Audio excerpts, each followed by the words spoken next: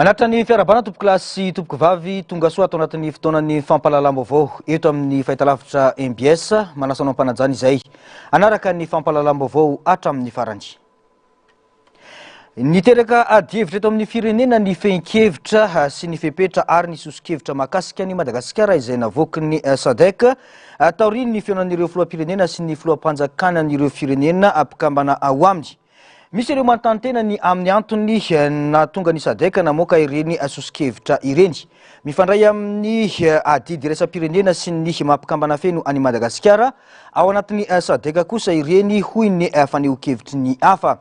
Tsy azo ny Madagasikara ialana ireo fepetra napetraky ny SADC ireo hoy kosa mon père Prosper Tovomananarivo raha te azo fankatoavana iraisam-pirenena resay ny fanjakana malagasy raha teo izany hatramin'izao hoy ny fanazavany. Ny antsiprian'izay eo amin'ny rindatsariny mbola avatsara.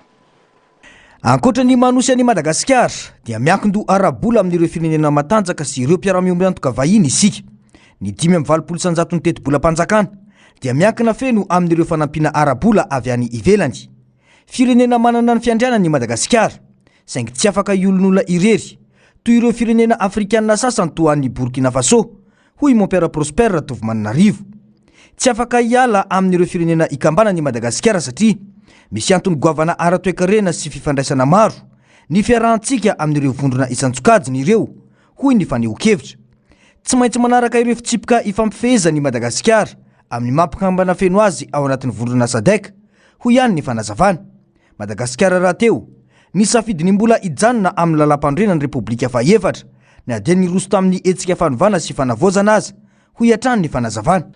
Ny situation antsika zany zava-misy ainantsika no isika nosy dia sarotra ny eritreritra ohatra ny hoe Burkina Faso, Mali, Niger. Ny faharoa fijeriko azy amin'ny relation internationale amin'ny fifandraisana eran-tany ny mpitondra amin'izao fotoana izao tamin'ny ny alan'ny Firoa Rajoelina teo zany dia nisafidy hanaraka an'ilay hoe constitution rafitra araka ny lalam-panorenana mba hahazo fankatoavana amin'ny raisam-pirenena ny dikan'izay.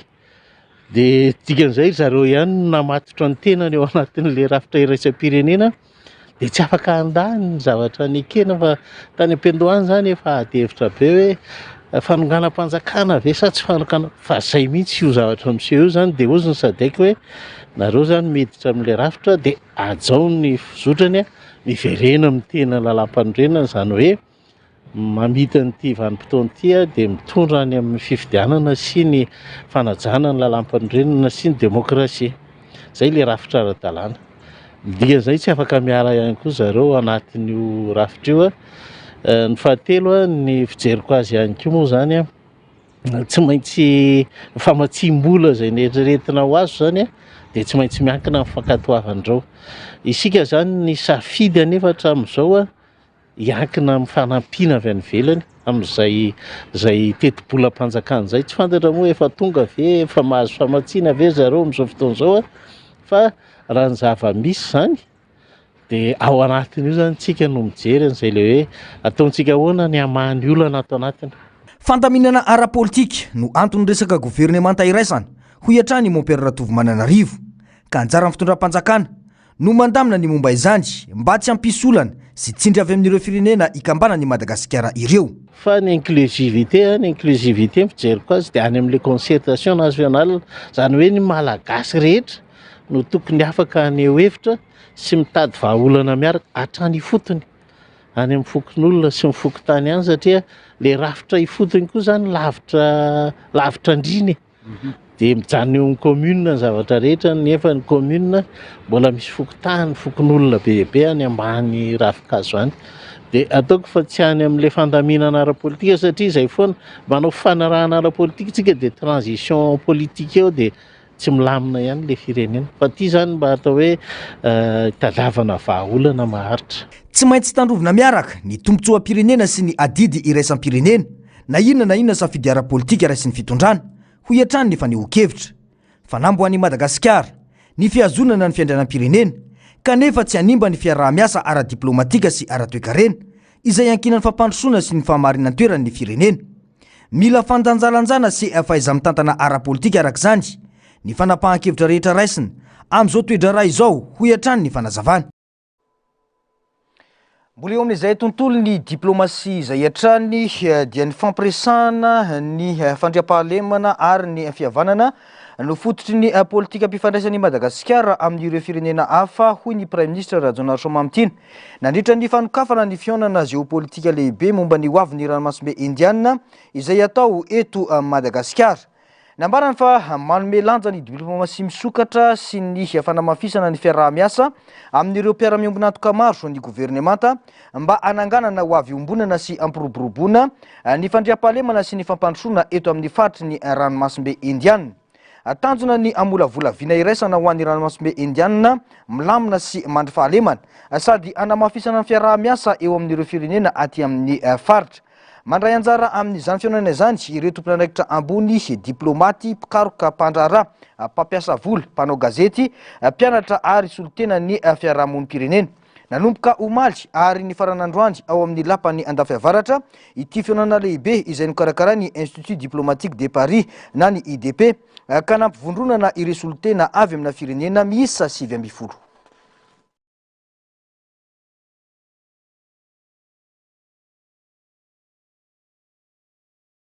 indray taorin'ny famoahany FFKM ny tetikandro momba ny fikonan-doha-pirenena dia andrasany maro ny daty ofisialy anomboana ny dinika ofisialy. Fotoana tokony andraisan'ny fanjakana andraikitra mazava izao hoy ireo mpanaramaso ny raharam-pirenena indrindra taorin'ny fehi-kevitra navoaka ny SADC iny. Ny antsiprian'izay eo amin'ny rindran-tsary ny mbola avatsara.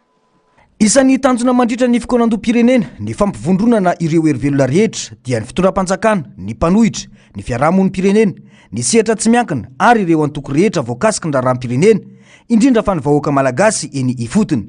Everina ho fitaovana iray anamafisana ny firaisam-pirenena, ampihenana ny fifandirana eo amin'ireo mpisehatra politika, ny fikonan-doha-pirenena ary ialany Madagasikara amin'ny krizy miverimberina.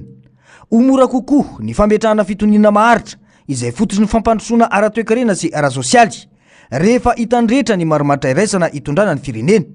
Mahagaga ny mpanara-baovao anefa fa taorin'ny famoahany FFKM ny tetikandro dia tsy fantatra hatreto ny fanomboana ny dinika nasionaly hoy ny mpanaraka raharam-pirenena. Itsika amin'izao dia miandry ny fikonan-doha-pirenena nasionaly.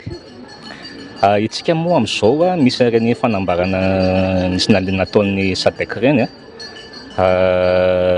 position ny fitondrana zany amin'izao dia tokony mametraka an'izay izay fotoana izay hoe roviana marina ny fikonan-doha-pirenena nasionaly mihitsy ahafahantsika mametraka ny lalana zany hitondrana ity firenena ity. Dia ao anatiny mihitsy moa zany tsika izao dia anjaran'ny fitondram-panjakana no mandamina amin'izay efa nametraka an'izay moa izay amin'ny alalan'ny dia eo moa zany tena ilaina sy atenain'ny malagasy maro anisa hoe mba ny hevitra rehetra tao anatin'izay fotoana izay hiakatra aty amina sehatra nasionaly ary mba samy maneho an'izay zavatra efa teo ambany hiakatra aty amina sehatra nasionaly dia izay zany mba hatenain'ny vahoaka malagasy amin'izao. Miankina amin'ny fahaizan'ny malagasy mitady ny vahaolana ato anatiny no mametraka fiandrianam-pirenena izay takin'ny maro hoy Mompera Prosper Tovomananarivo. Vitan'ny malagasy ny mametraka izany raha misy ny finiavana avy amin'ny tsirairay ary tsy hisy ny tsindry avy any ivelany sy amin'ireo mpiara-miombonantoka. Ilay fanaovantsika ny concertation sy ny fihezahantsika hitady vahaolana momba n'izay zavatra atrehantsika ato amin'ny firenena izay ihany no sady mametraka n'ilay fahaleovantena no mametraka ny fiandrianam-pirenena. Dia mila malagasy rehetra io, mila malagasy rehetra amin'izay ilay hoe manana ambopo aloha, ambopo sy fitiavan-tanindrazana ary ilay vahaolana tena lafiny ara-teknika no ilaina amintsika eto satria lafiny ara-bola io, lafiny ara-toekarena io, lafiny fitantanana ato anatiny io. Dia izany rehetrarehetra izany nefa ilay simba teto amintsika amin'ny kolikoly, amin'ny fiandrasana fanampiana foana nandritra ny fotoana lavabe, ny fampiasam-bola mbola tsy mandeha ara-dalàna nefa hitantsika ireny hoe misy mpandrarangy eto amintsika efa manana orinasa any ivelany, efa transnational zany ilay orinasa eto amintsika fa manahoana ny fampidiram-bola ato anatiny. dia lasa le volantsika mihitsy ny lasa marefo ny toekarenantsika marefo dia voakasika izany resaka SADC sy ny fandaminana entintsika amin'izao krizy zao a zany rehetrarehetra zany ny fiheverako azy. Vahaolana ho an'i Madagasikara ny fanatanterana ny fikonam-pirenena raha atao ao anatin'ny fametrahana soatoavina mamalagasy. Raha tanterahin'ny rehetra ampahitsiana sy mampiato manko izany dia afaka mandray anjara lehibe amin'ny fametrahana fitoniana maharitra, fanamafisana ny demokrasia ary fanokafana lalana ho an'ny fampandrosoana maharitra ho hiatrany ny fanehoan-kevitra. Izay ihany koa no tena irosoantsika tanteraka ao anatin'ireo vaovao mahakasika ny politika. Mila ialana ny lalam-pandrenan'ny Repoblika fahefatra ary irosoana ny fandravana ireo mpanjakana mifandray tendro tamin'ny fitondrana teo aloha. Hoy ny fanambarany RMDM tamin'ity androany ity, mitaky ny fiarahamientana sy ny firaisan-tsain'ny malagasy rehetra ny fampandrosoana ny firenena sy isian'ny tena fanavoazana marina eto amin'ny firenena ho hiatrany ity vovonana ity. Ankoatra io dia nandroso sosokevitra anamorana ny fitantanana sy ny fanatanterana ny fikonam-pirenena ny teo anivony RMDM. Angom-baovao ny Ando Miaratina, Sarsindratsarin'ny Niartanjo. Mijoro amin'ny fotokeviny sy ny fitakinatra ny ambolohany RMDM dia ny fialana ao anatin'ny lalam-panorena ny Repoblika fahefatra iampitana ny Repoblika fahadimy sy ny fandravana ny androm-panjakana mifandray tendro amin'ny fitondrana teo aloha ialana amin'ireo endrika mety ho fanangejana ny firenena.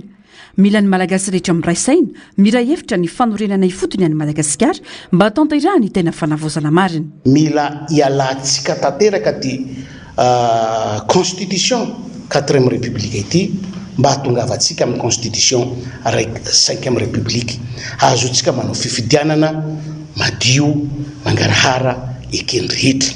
Ilaitsika zany mila esorina ireo androm-panjakana rehetra izay mifandray tendro amin'ny fitondrana teo aloha. Fotoanany zao hiraisan'ny Madagasikara hevitra saina ary teny ho vahaolana iarahana ho an'ity firenetsika ty. Raha zany no atao dia Madagasikara vaovao no tanjontsika ka ho any amin'ny fanorenana ifotona ny firenetsika. Fifidianana lalam-panorenana no tokony atao fa tsy fitsapakevim-bahoaka hoy ny fanamafisana. Ny RMD hatramin'izay ny dia zao fifidiana lalam-panorenana fa tsy référendum, izany hoe élection constitutionnelle na république fédérale io na république unitaire io na monarchie io zay tian'ny vahoaka ho fidiana zay no atao fa tsy hoe tonga dia tsy ambikina ny 5e république akory.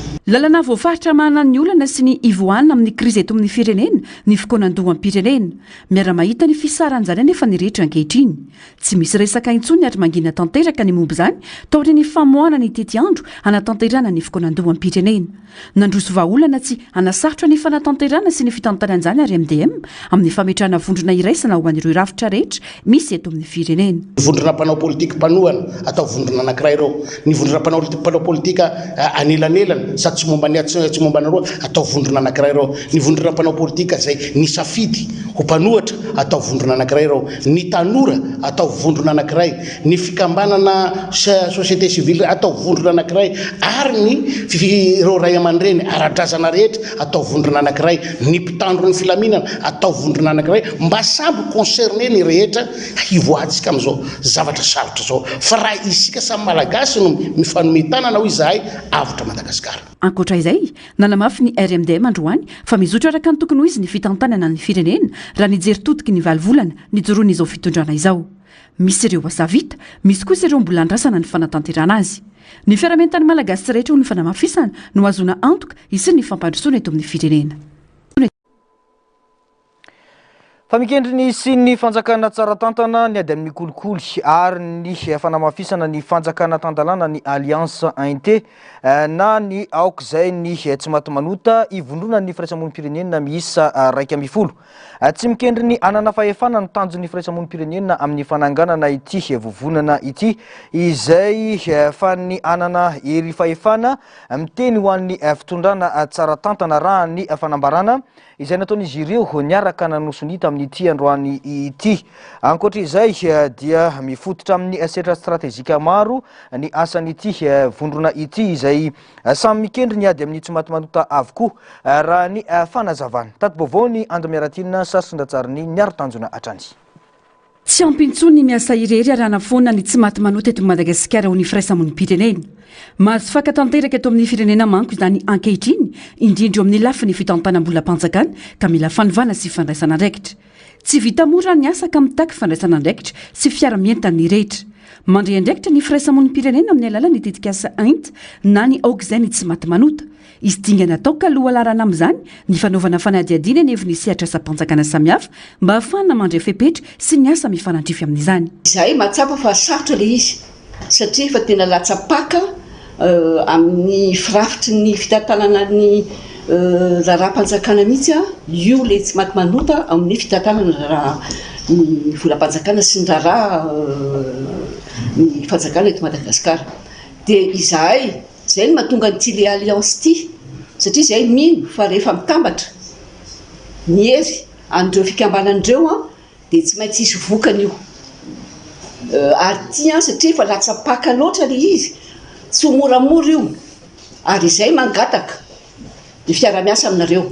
Tena le hoe fiara-miasa antsika rehetra no afahantsika tena hoe tsy ho foanangery izy tsy hoe fonatanteraka fa mba tsy dia hisy loatrany le vokatra mavesatra ho ny olom-pirenena ho ny vahoaka malagasy an'io le tsy maty manota eo amin'ny fitantanana ny volam-panjakana sy ny raha-panjakana.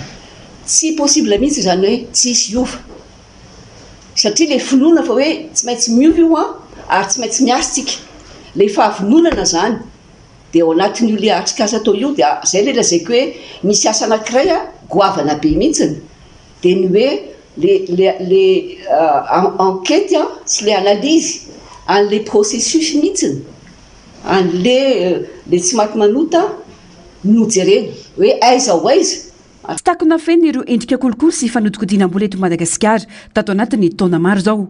Betsaka ny vola very, misy ny taherikevitra mitombona manam-pirofo izany. Ambon'izany fisiana lalàna sy ny fitsarana ary ireo rafitra miady amin'ny kolokolo saingy mandringa ny fampiaran-jano ny fanamafisana.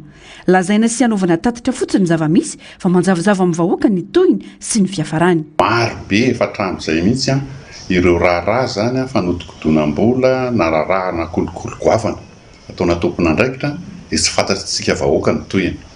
Na amin'ny resaka tontolo iainana izany fantatritsika reny sokatra hazo ny sisy ireny fantatritsika daholo ny rapport ny organe de contrôle na cour des comptes zany na avaria amin'ny système anticorruption sy sisa dia tsy fantatritsika le tohiny nefa le taherikevitra mitombona eo. Dia izay zany ny tiana hanairana izay tokony tompona andraikitra rehetra amin'izany na sambatra raha-panjakana io na any amin'ny anteny miram-pirenena io na any amin'ny tribunal isan-karazany any mba handray ny andraikiny satria be loatra zany le etomanana na vola very eto amin'ny firenena. Hitantsika zao tamin'ny cour de compte reny ampahefatry ny loi de finance ny indray very dia izy ny tokony andraikitra amin'ireny dia tsy tokony enjehana very ny olony ireny. Tsy hitantsika zany le tohan'le asa tokony atao satria raha mijeritsika zao ny système anticorruption efa misy institution anaky 5 angamba izy ao anatiny efa nandritry ny 5 taona nefa toa tsy mihetsika foana ny laharan'i Madagasikara. Misy recommandation torohevitra be da be reny rapport ny na cour de compte na an'ireny fa misy manatateraka tsy ampy zany ny fanataterahana ny recommandation eto amintsika. Tsy mikendry anana fahefana ny firaisamon'ny pirenena amin'ny fananganana ny enta fa kosa amondrona ny hery ahafana miteny ho an'ny fitondrana tsara tantana eto amin'ny firenena. Tsy anana fahefana ny tediavin'ny fiarahamon'ny pirenena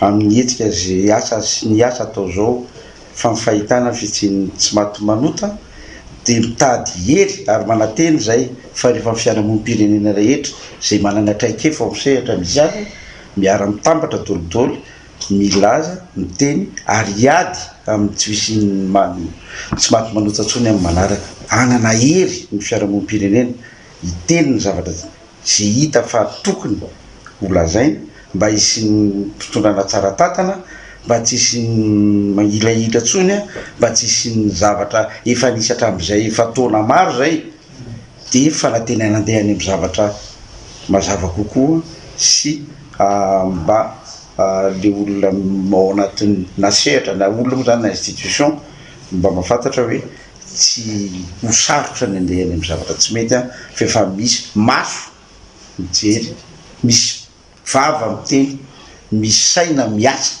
ao anatin'io. Mifototra amin'ny sehatra stratéjika maro ny asan'ny Alliance Int izay mikendry ny resaka tsy maty manota avokoa ny fanazavana. Anisan'izany fampafantarana sy fanentanana ny olom-pirenena atakatra ny kasikany hoe fanjakana tsara tantana sy ireo endrika isehony tsy maty manota. Tafiditra ao anatin'izany ny atsisika sy ny fitaovana ara-politika anairana sy ampandraisana andraikitra ireo androm-panjakana manoloana ny tsy maty manota voapirofo ary ny fanaramaso ireo fanapaha-hevitra no raisiny manampahefana. Atreto firaisamonim-pirenena 2020 no mandrafitra ity vovonana ity ahitana ny CCOC, ny Transparency International, ny KMF Knoe, ny AVG sy ny SIS. Fikambanana izay mananatra kefy amin'ny fampiroboroboana ny fanjakana tsara tantana, ny ady amin'ny kolikoly ary ny fanamafisana ny fanjakana tandalana avokoa. No tanterahina androany tetsy Ambohidany fanaova-tsony nataon'ireo firaisamonim-pirenena amin'ny fananganana ny Alliance Int. Vaovao avy amin'ireo orinasa afakaba eto Madagasikara kosa dia takin'ny GFP ny isy ny fampidiniana faran'izay iaingana eo amin'ny GFP ny solotenan'ny mpiasa ny antenimieram-pirenena ary ny tahirim-bola iraisam-pirenena na ny FMI mialohan'ny andraisana fepetra vaovao mikasika ny fampiarana ny etra amin'ny orinasa afakaba. Araka ny fanambarana nataon'ny GFP na ny fivondronan'ireo orinasa afakaba sy ny mpiara-miombonantoka amin'ny eto Madagasikara. Asa manodidina ny roetsy no tandindomindoza amin'izao vokatry ny fampiarana ny etra vaovao izay nampidirina sy nampiarina nanomboka tamin'ny taona 2024 ary no avoazina tamin'ny alalan'ny lalana amin'ny feny teti-bola-panjakana 2024. Takina koa ny fanajana ny lalana laharana fa 7 tsipika 870 mifehy ireo fepetra araketra ho an'ireo orinasa afakaba. Ny fanesorana na fantsina ireo etra na aba nampiarina tamin'ireo orinasa ao amin'ny Zone France nanomboka tamin'ny taona 2024 raha toka tsy mifanaraka amin'ny lalana mifehy ny teti-bola-panjakana faranteo. Eo koa ny famoahana ny tetikandro mazava amin'ny famerenana ny fanjakana ny TVA any orinasa sy isy ny dinika macroéconomique feno sady maleo tena alohan'ny andraisana fanapahan-kevitra.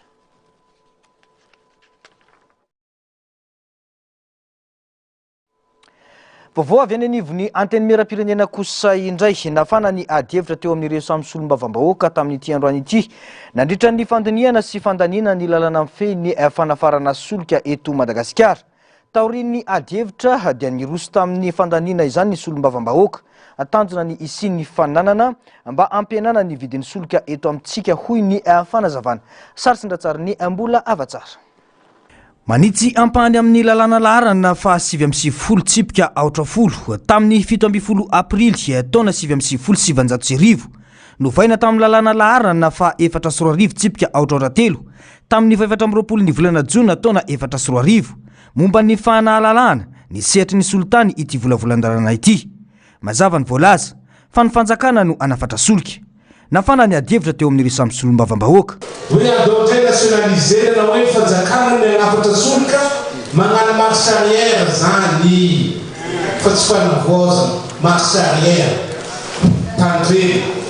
Ohatra ka tsika anafatra solika ka le solika farantsika avy amina firenena mandalo embargo de tandre fa mihina mifaty atsika malagasy marina mafy firenena misy embargo afaranao solika satria hoe mora ny solika fantatsika fa misy bateau pirate maro mandeha manena zao tontolo zao sous embargo regny. Ino mahatonga ny rahalahy ministre anankiray migadra zao satria nisy roplanina avy amina firenena embargo natao amin'ny anarany sous-pavillon malagasy. De cadre izy zao no ny affaire 777. Ka tsika manafitra solika nareo mazavan'izany avy eo hoe anafitra solika tsika dia avy amin'ny firenena misy embargo satria mora ny solika dia jerevinareo fa anatin'ny fahasahiranana tsika goavana be mety voakasika an'izany ny éducation nationale, mety voakasika an'izany fahasalamana, voakasika an'izany lalana projet rehetra zay vatsiny vahiny vola eto amintsika dia voakasika an'izany raha vao miditra amin'izany atsika. Fa manaraka an'izany ny stockage tompo dia azavaina aminay hoe anafatra zany le entité de mauvais le entité sasany tena hoe mahazo manafatra sa tonga dia efa hoe nationalisé daholo izy dia tsy mahazo manao tsony le privé rehetra.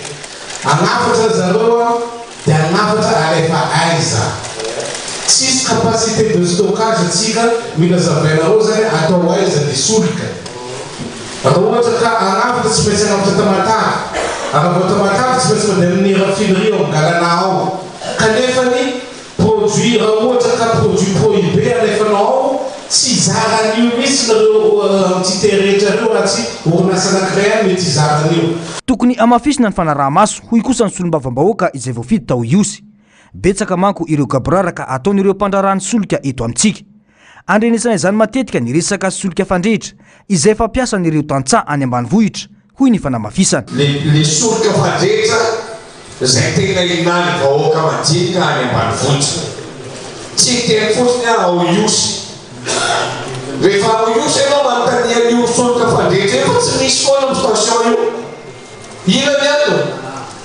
alaina izy io de avavotra ambony prix amin'ny pompe de avavotra aty ambady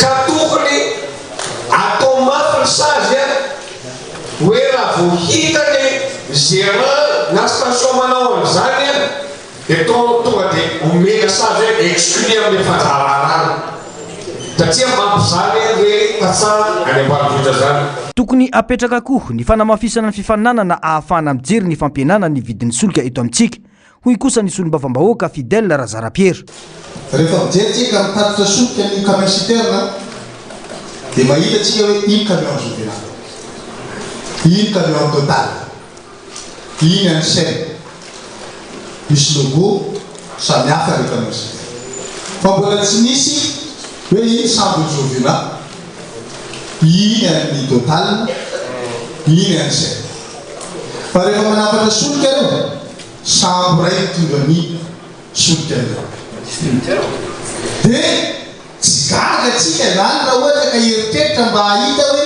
tsy hitovy ny vidin'ny solika eny amin'ny mpanjara fa ny vidin'ny solika ny Jovena ihany no any Garana ho any Total ho any Sen tsisy fananana mihitsy zany satria tsy samy hafa le resaka fitaterana sy nanafarana azy sy masokarena ampiasain'ilay mpifaninana zany nefa hoe misy fananana amreo inona moa zany manahaka na raha ohatra ka atao Total fotsiny defa mitovy any tsisako milana hoe atao Garana io atao Jovena io ohatra hoe zarazaraontsakana fotsy de samy bambina antsika zaraha fa tsisy an'izany hoe ity afa vidin'ity aty afa mitovy aby io dia zay no mahatonga an'izay zavatra zay teo ny honorable anankiray hoe misy firenena voasazy amin'io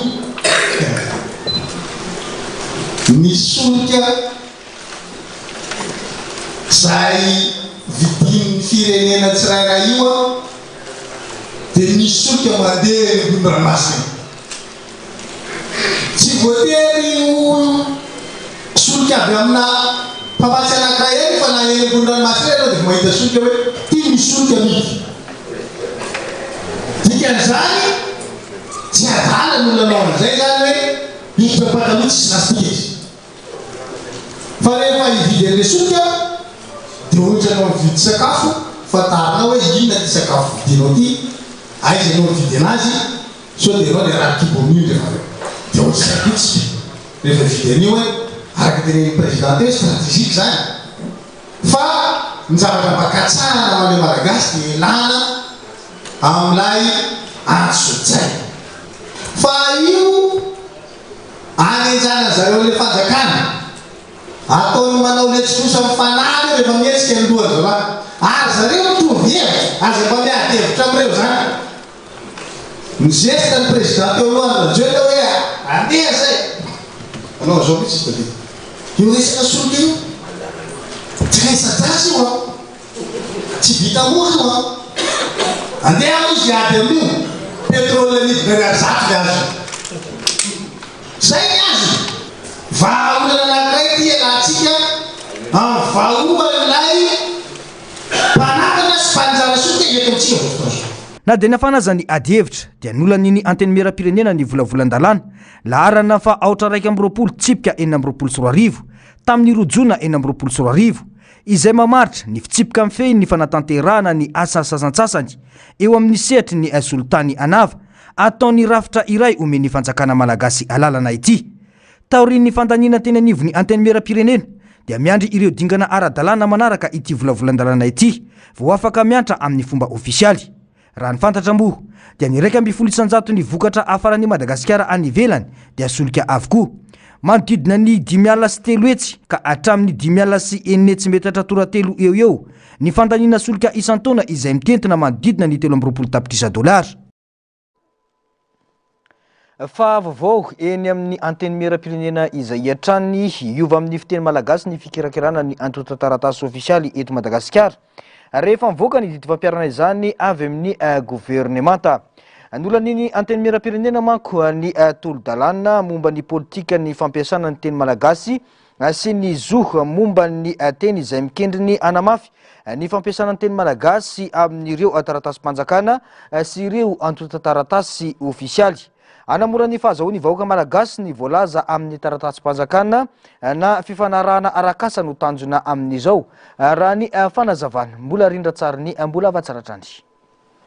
Ametraka politika mazava momba ny fampiasana ny teny eto Madagasikara sy antohana ny zony olom-pirenena amin'ny fampiasana ny teny indrindra eo amin'ny sehatry ny raharaham-panjakana ny tanjona amin'ny tolo-dalàna momba ny fampiasana ny teny malagasy.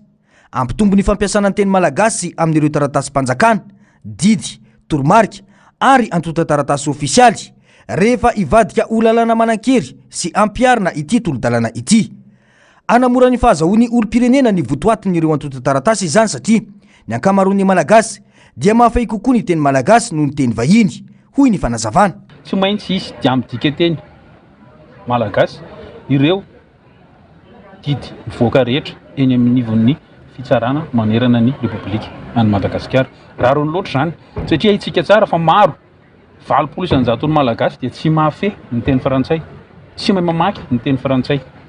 Ka rehefa mivoaka ny didim-pitsarana tsy fantatry ny olona hoe inona marina moa zany ny tena valin'izay. Lasa voatery mandany vola ianao anakarama solovava, mandany vola ianao miresaka amin'ireny vaditany ireny nefa mety zavatra tsotra raha miteny gasy mazava zany hainao tsara hoe meloka ve za, tsy meloka ve za, sazo miantona ve za, sazo miatra ve za, fa raha sur ces terres soratan'olo hoe vous êtes condamné mais avec une peine tsy fantatra dia mety tsy ho takatry ny olona zany ao anatin'izany. Fa raha miteny malagasy zany ianao dia meloka fa ny sazonao dia sazo miantona mandritra ny ray volana mazava tsara zany.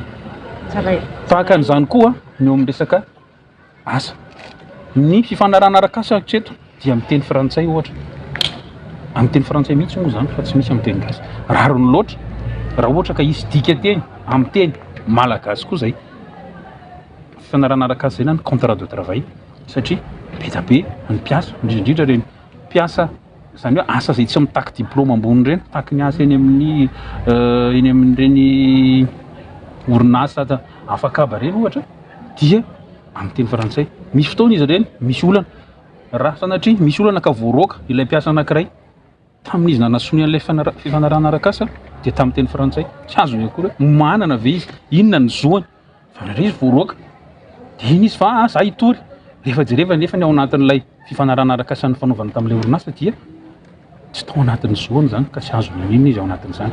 Tsy mitovy tamin'ny andron'ny fanagasiana ity tolo-dalàna ity ho ihany ity solombavam-bahoaka. Ny fampianarana no voakasiky ny fanagasiana tamin'izany fotoana izany saingy ny fikirakirana ireo antota-taratasy rehetra na ho an'ny fanjakana na ho an'ny sehatra tsy miankina kosa no ho voakasiky ity tolo-dalàna no lanina ity, hoy ny fanazavana. Ny fanagasiana dia no atao hoe tsy maintsy amin'ny teny gasy irery ihany ny ataony fampianarana ny ainga tamin'ny ambaratonga voalohany hatreo amin'ny fanalana ny fanadinana baccalauréat. Ny antsika amin'ity dia tsy fanilihana ny teny frantsay na ny teny vahiny. Tao ary moa ny solombavam-bahoaka dia nisy ny teny hoe raha mendrika loatra roa ampiakarina koa ary ny lanjanisa an'ireo teny vahiny ireo satria ilainy zany amin'ny sehatra anatin'ny fanatontoloana tsika tsy afaka hoe hidy rery eto Madagasikara fa kosa ny teny malagasy dia tokony hipetraka ho teny tena ampiarina ary teny hoenti mampianatra ihany koa eto Madagasikara.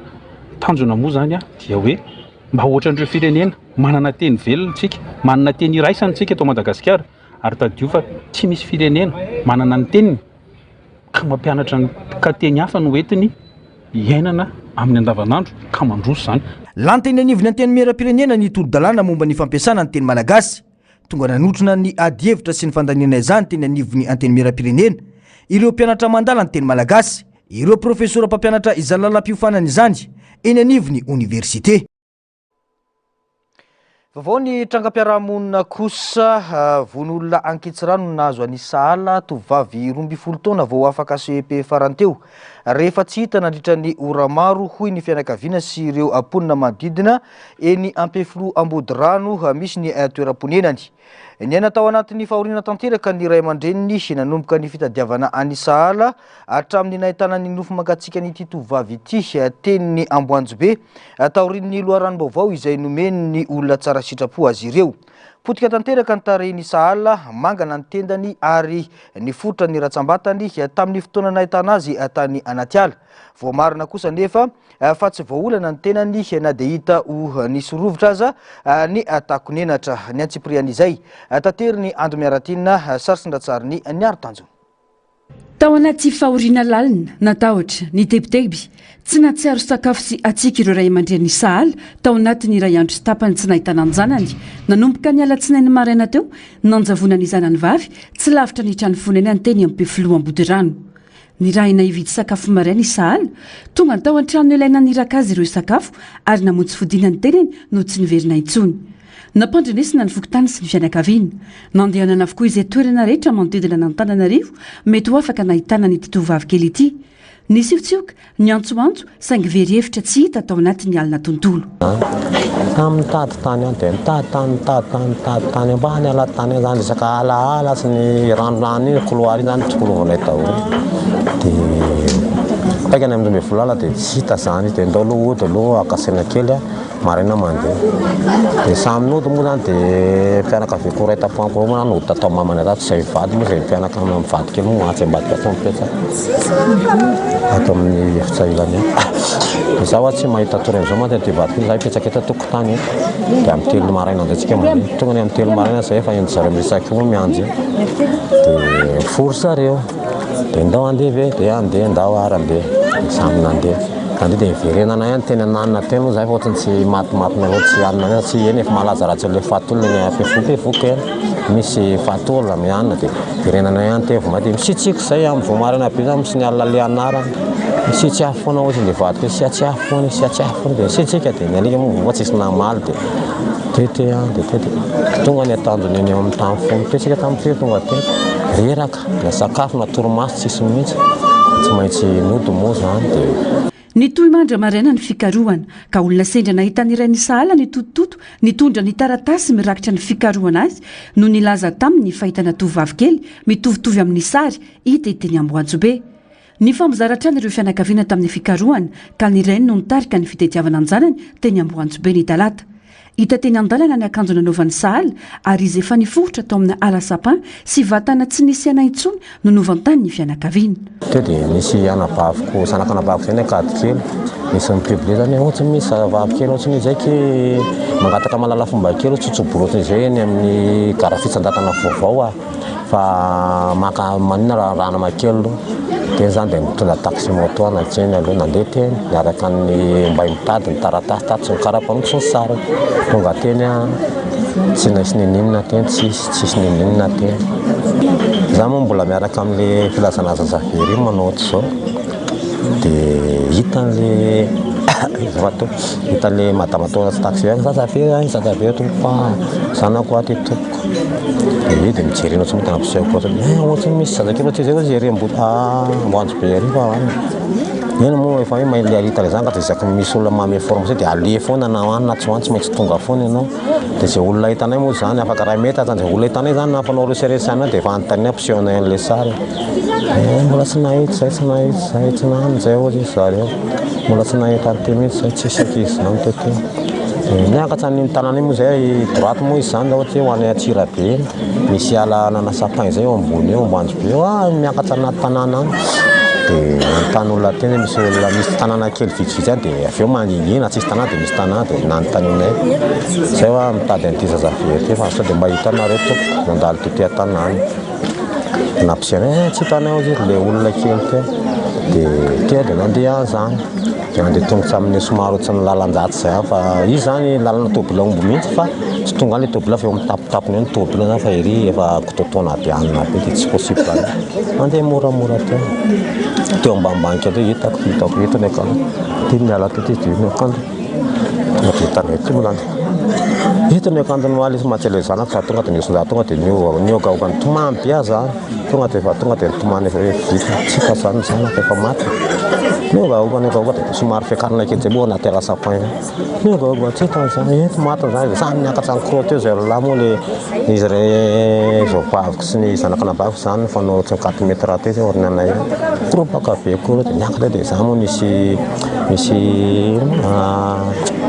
lava-janjo zay teo misy tsanky lava-janjo zay zany dia mbola misy mijoro indrindra na fampiasan'olona tegna fa teo le tanàna teo amin'io tsisy tanàna mihitsy fa ary ambonimbony dia le ao ambany amin'ny antsana be ao ny tanàna dia jereko le lava-jano tsisy varavara tsisy dia jereko zao tsisy ninona atao jereko zao tsisy ninona atao le zanjiko lahy moa nijery teo ambotiny le sapin kely teo le zanako forotsa kely efa pension dia le sy tamina potika tanteraka ny tarehny sahala mangana ny tendany ary saika ny fotra ny ratsambatany tamin'ny fotoana nahitana azy tanaty ala potika be ny tany tsy tatsona amatarana azy tonga dia tsy nahajery 4 metre 3 metre ka mitako forotsa be dia tasampy maty ny zanako ady ny olakoraka be any tabataba samy tabataba be teo tsy efa tsy mena tamy anako dia eniny olona mokany ambanivohitra somary manako le feo eny zany dia miankana ina dia le zanjiko mavy ndao ambany efa tsy mikitikity olo zay moa tsy mikity mihitsy sady tsy nanantona mihitsy satria vao nahita ny tonga dia koditra be mangana be nitazanay aloha zany dia mitanakaiko na mangany ty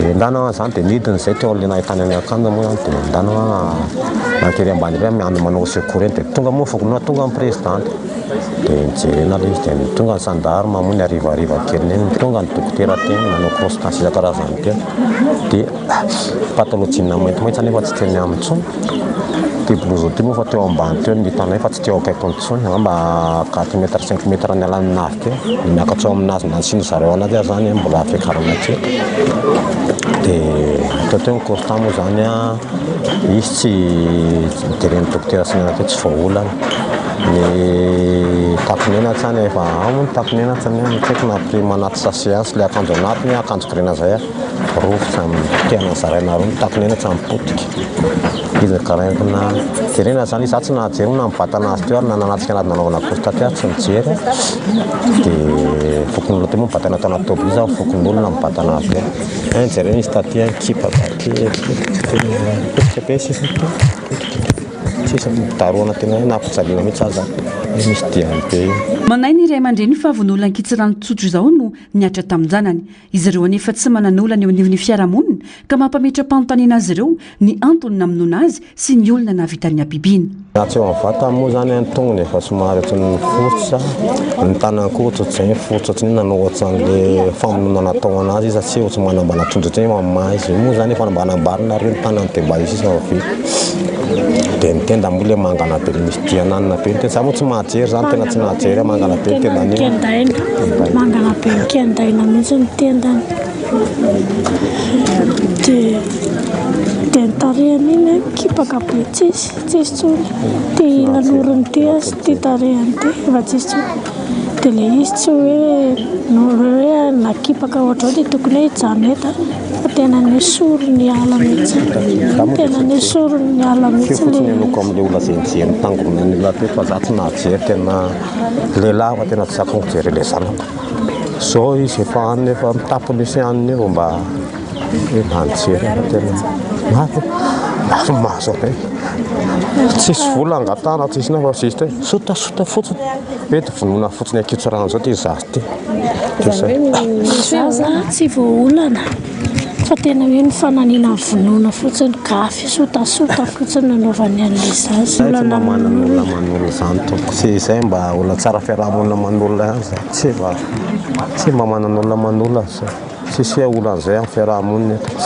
dia zavatra mandeha tona famanginana fa na fanjipany many hoe andro masom-pokon'olona na inona manao foana zay na fikambanam-behivavy manao foana ivady foana finjasapaty ohatr' zao manao foana io tsy maintsy manao foana zay mivady zany raha fe mbola eo tsy maintsy manao naiza eto amin'ity party misy anay ity. Nanamafy ireo mpiray-monina sy ny manodidina fa fanahinina no namonona ny sahala.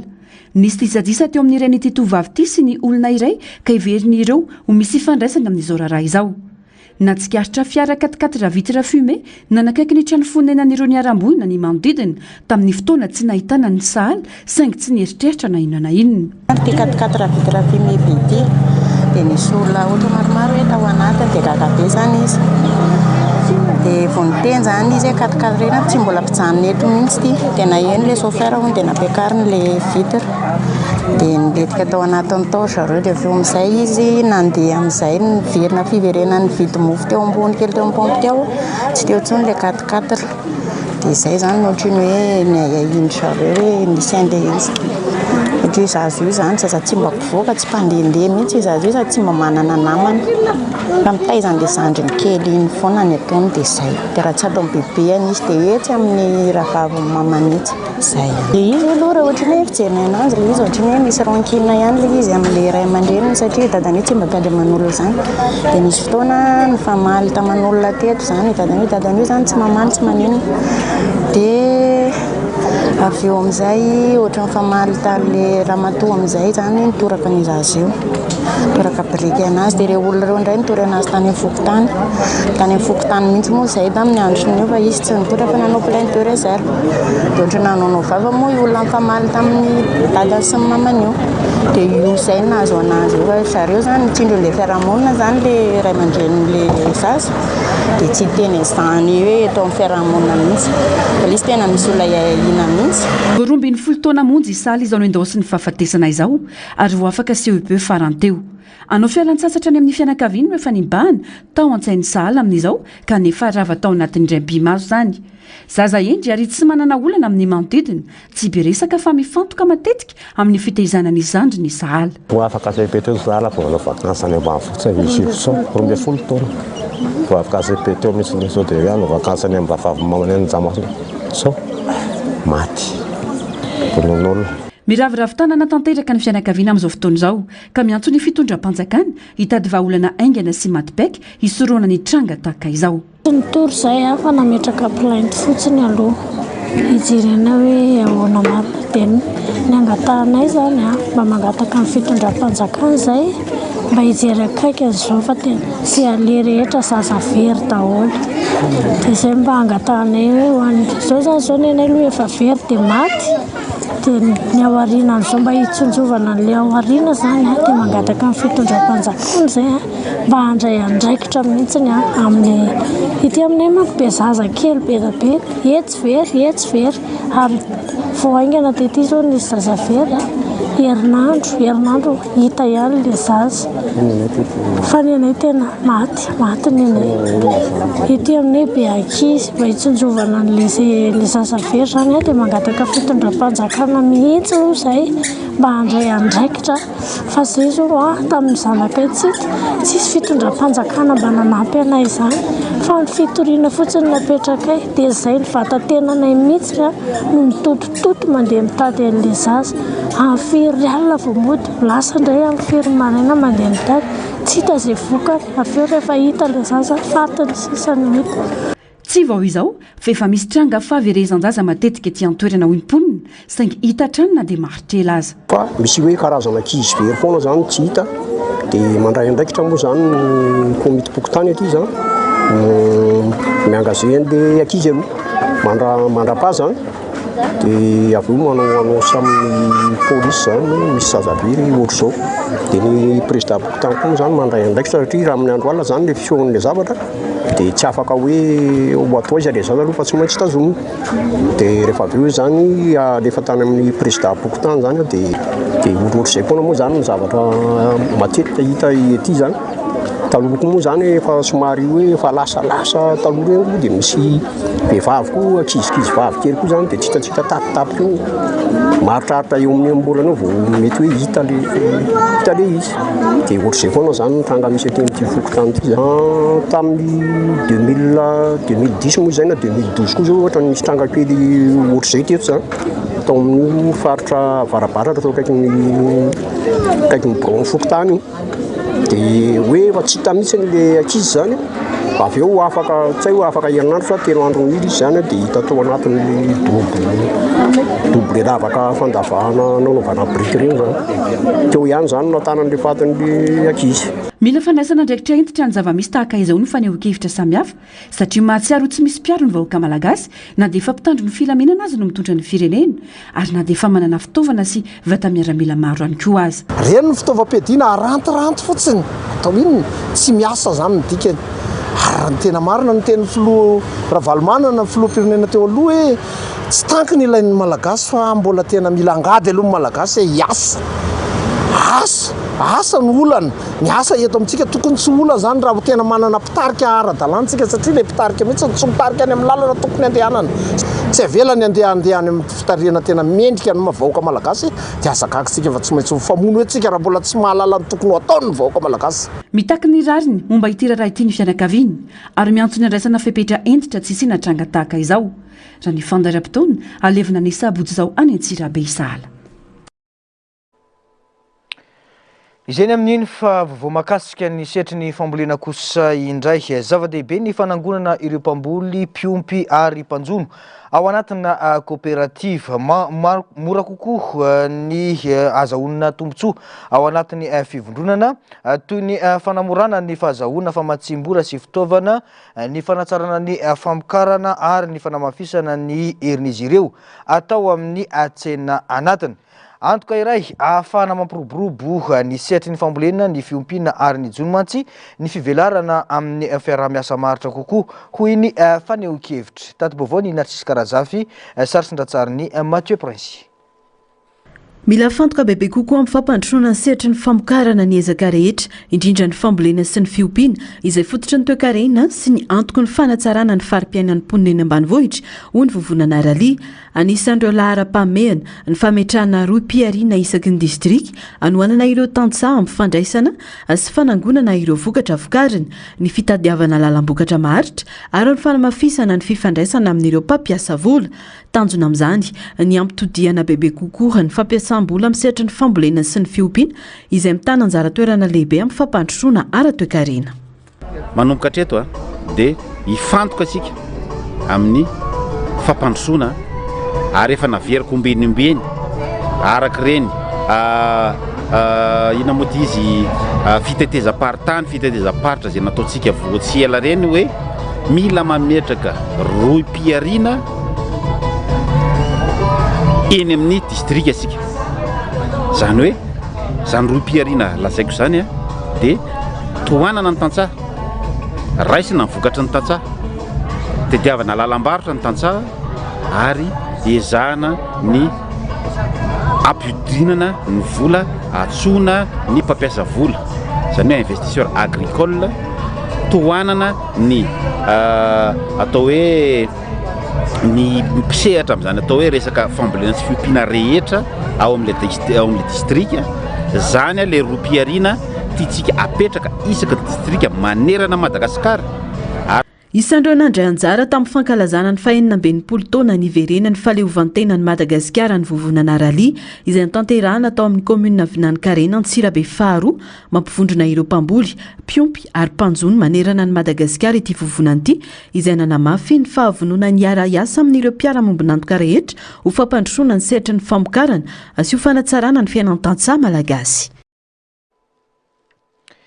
Tontolon'ny fanabeazana kosa indray hoentitra ny ministeran'ny fanabeazam-pirenena amin'ny fepetra fiarovana ny lazahadina ho an'ny fanadina-mpanjakana BEPC 420 izay ho tanteraina ny 4 ka hatramin'ny 5 Jolay ho avy izao mba hiantohana ny fikarakarana eny anivon'ny Cisco 510 manerana any Madagasikara.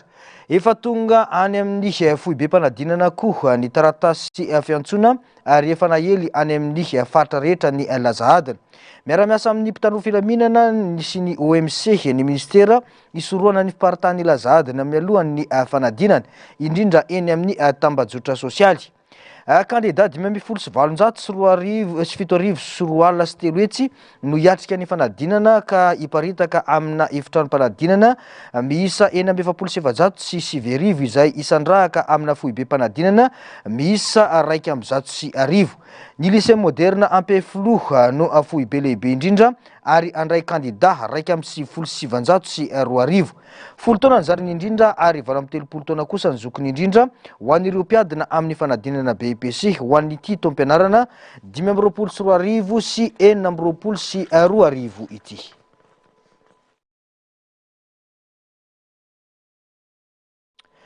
Maresaka avy any ivelany kosa olona anarivo no nidina andalambe tao Johannesburg sy Durban ho fanohirana ny fifindramonina tsy ara-dalàna nandroka ireo teratany afrikanina sasany voalaza fa tsy manana taratasy fifindramonina ara-dalàna any Afrika Atsimo. Ho fisorohana ny mety isy korontana dia nampitombo isa ireo mpitandro ny filaminana ny mpitondra any antoerana. Nisy olona vitsivitsy no samborina ary voafeny toedrara ny Antsipriana izay. Nidina andalambe tao Johannesburg sy Durban ireo mpanafetsiketsehana anarivony manohitra amin'ny fisindra mpifindраmonina teratany afrikanina tsy manana taratasy ara-dalàna. Ny fikambanana marcha and march tariny Jansen Tagombe Zuma no mitarika ny hetsika tao andrenivohitra Ratoekarena sy tany amin'ny tanàna misy ny serana Atsambo lehibe ao Afrika Atsimo. Toy ny efa fahita tamin'ireo hetsika teo aloha dia misy ny andian-dehilahy mitondra kibay sy apinga miambina ny filaharan'ireo mpanafetsiketsehana. Nilaza i Jansen Tagombe Zuma mpitarika ny hetsika fa mbola noho ny hetsika izy ireo ka isaky ny alakamisy no anaovana izany. Noho ny aiasy fisorohana ny mety isian'ny korontana dia nampitomboana ny isan'ireo polisy naparitaka manerana ny firenena. Na izany aza dia voafeny toedrara tamin'ny ankapobeny. Olona 5 no samborina noho ny fandrobana sy fikasan'androba tao Soweto. Nandritra ny andro nisy ny fihetsiketsehana dia vitsy ireo olona noho ny asa andavanandro tany amin'ireo tanàna lehibe roa ireo. Maro ireo fivarotana no nikatona ary vitsy lavitra no mahazatra ny fiara sy ny olona mifamezivezy teny an-dalambe. Marina fa volana vitsivitsy mialohan'ny fifidianana kominaly ho tanterahana ny 4 Novambra ho avy izao no miseho izao hetsika manohitra ny fifindramonina izao. Araka ny fanajavan'ireo mpikarakara ny hetsika dia ny fisindra mpifindramonina tsy ara-dalàna no iverin'izy ireo fa anisan'ny mahatonga ireo olana hatrehany mponina ao Afrika Atsimo. Toy ny tsy fananana asa izay efa mihoatra 3 isan-jato, ny fitomboan'ny asan-jolahy, ny firongatra amin'ny mivarotra zava-mahadomelona ary ny fahasarana ny rafim-pahasalamana noho ny hamaroan'ny olona mila tsabony. Raha ny taremarika, manodidina ny 3 tapitrisa ireo teratany afrikanina monina sy miasa ao Afrika Atsimo. 5,4 no efa nampidina tany an-tanindrazany toa ny Mozambika, Malawi sy ny maro hafa. Mienjana indray ny fifandraisana eo amin'ny Pakistan sy Afghanistan ny farany herinandro teo dia raikitra ny fifanafian'ny rotonta ka namoizana aina sivily ampolony sy nandratrana olona 100 izany. Ireo talibanina pakistanais no nokendrena kanefa navo sivily ny daroka bomba raha ny vaovao. Ndao aratsika ny Antsipriana izay. Nodaroan'ny Pakistan bomba ny faritra atsinanany Afghanistan ny alahady voalatsinainy lasa teo. Toerana voalaza fa itobindreo taliban pakistanais araka ny vaovao nambaran'ny ministra ny serasera pakistanais. Olona 30 rakely namoy ainy, 13 afa kosa naratra tamin'ny fanafian'io raha filazan'ny gouvernement afghane. Ny faritanin'ny Paktika ary Kunar ny lasibra tamin'izany. Nikendrena manokana ny Jamaat ul Ahrar, rantsana avy amin'ny vondrona tetrika taliban Pakistan na ny TTP izay nanafika matetika tamin'ny Pakistan. Raha ny vaovao ihany dia toy ny fanafiana nataon'ity vondrona ity ny sabotsy alina tao amin'ny tobin'isy ireo rangers pakistanais tao Karachi izao daroka bomba izao. Daroka bomba izay namoy sivily raha ny filazana mpitondra tenin'ny gouvernement taliban Zabiullah Mujahid izay nilaza tao amin'ny tambazotra X fa herisetra ohatr'izao no nataon'ny Pakistan. Teo anelanelany voalohan'ny volana Janoary ka hatramin'ny faran'ny volana Martsa, sivily afghana 7,700 no namoy ainy raha ny taremarika navoaka ny firenena mikambana. Miahenjana hatrany ny fifandraisana eo amin'ny Afghanistan sy Pakistan taoriana nandraisan'ny fanjakana talibana ny fahefana fandroany nanomboka ny taona 2022. ampangainy Islamabad ho nanafinareo mpitarika ity vondrona komity i Kaboul izay manday izany fiampangana izany. Hatreto dia mbola tsy nahita-boka ny ezaka fanelanelanana nataon'ireo firenena maro toa ny Chine mba hametrahana fandriampahalemana maharitra ny toerany. Nikatona tanteraka manko ny tsisy tany eo amin'ireto firenena mpifanolobody-rindrina noho ny herisetra ary dia miteraka fahatiantoka ara-toe-karena lehibe izany.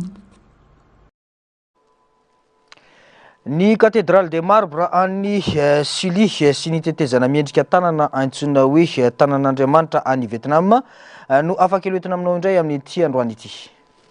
Any Vietnam ao amin'ny Bana Hills akaikin'ny Danang no ahitana Main de Dieu, adika tsotsotra hoe tanan'Andriamanitra.